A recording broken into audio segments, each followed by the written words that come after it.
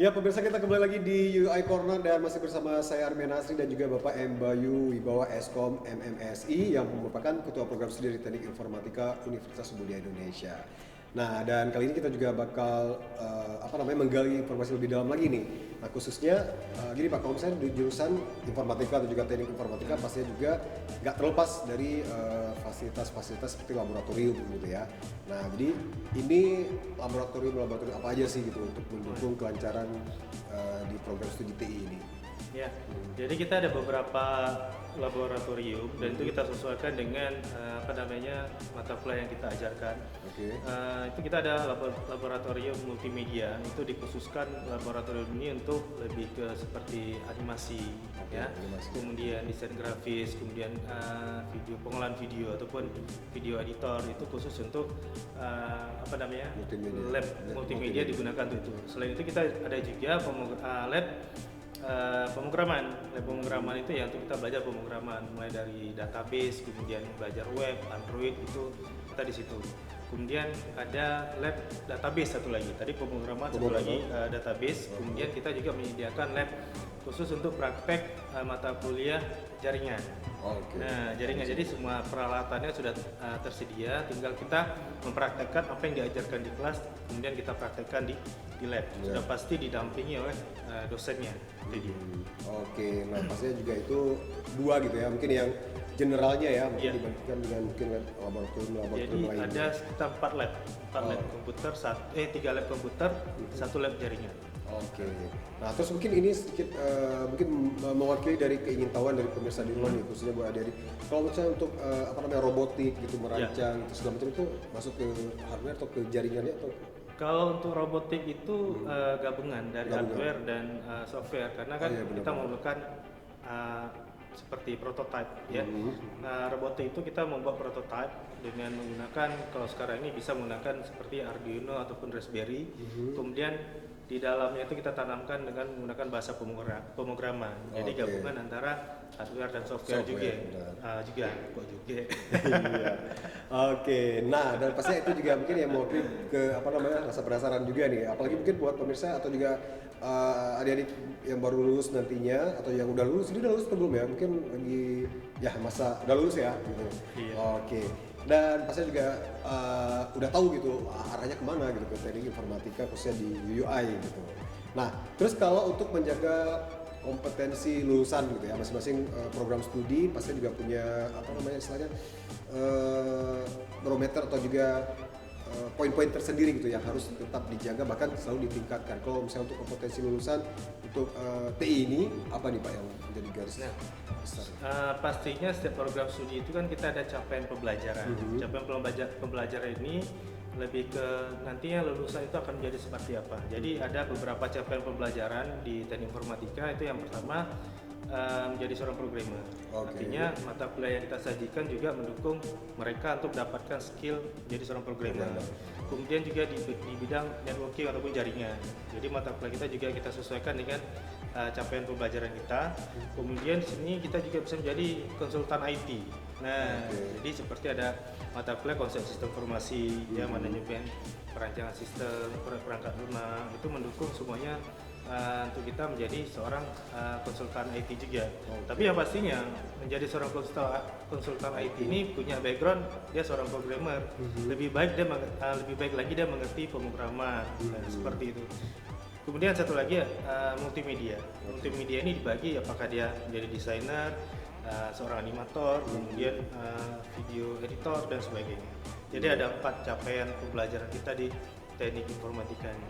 Iya, pasti juga entrepreneur juga ya, karena untuk bisa menjalankan bisnis. Entrepreneur masuk ke konsultan IT. Konsultan IT ya. Oke, luar biasa sekali.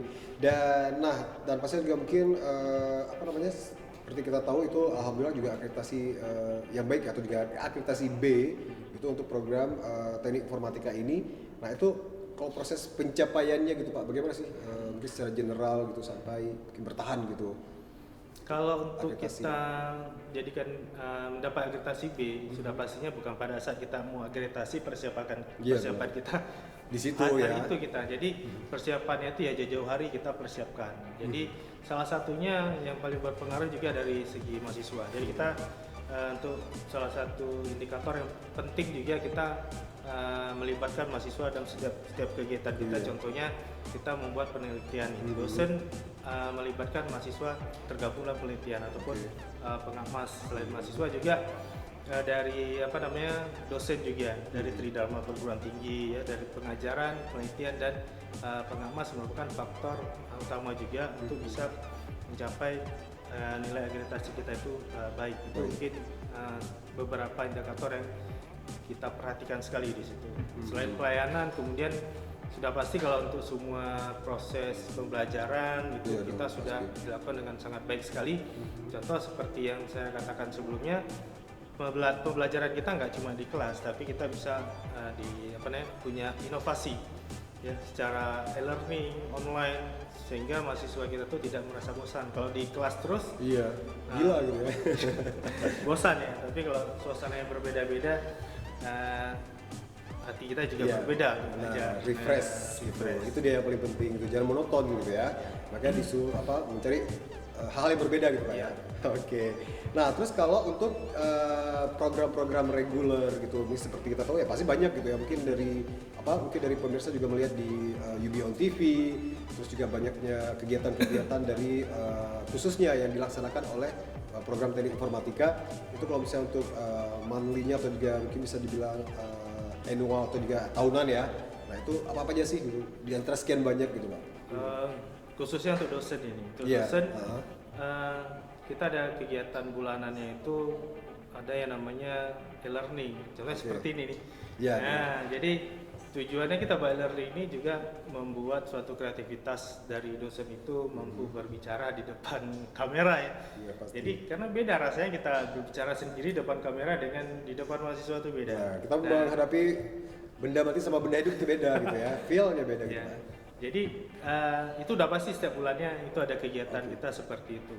Ya kemudian untuk kegiatan tahunannya ya seperti kita ketahui Budia ini kita selalu melaksanakan kegiatan salah satunya Apes Aceh. Nah, tahun lalu juga saya sebagai ketuanya. Untuk kegiatan Apes Aceh ini inovasi bertaraf internasional ini tidak hanya melibatkan dosen sebagai peserta, tapi kita melibatkan mahasiswa juga. Jadi mahasiswa juga bisa berinovasi. Hasil inovasinya itu dapat kita lombakan di acara tersebut. Apalagi juga bisa dilihat dan diperkenalkan secara internasional ya. Jadi itu skalanya internasional.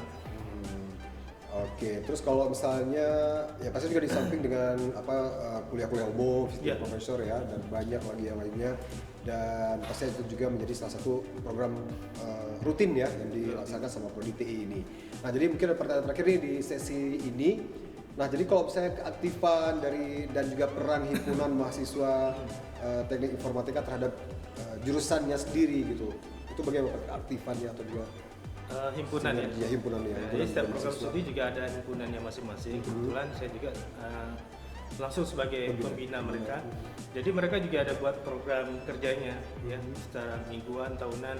Ya, alhamdulillah semua program kerja mereka berjalan sekitar 90%. Dan yang paling aktif program kerja secara berkelanjutan itu adalah mereka membuat sebuah kegiatan yang secara terus-menerus, yaitu mereka setiap bulannya melakukan kegiatan sosial, memberikan sumbangan ya ke masjid, ke orang yang kurang mampu, dan dana itu semuanya dari mahasiswa secara sukarela. Nah, jadi himpunan ini juga sebagai media untuk menerima keluhan dari teman-teman yang lain.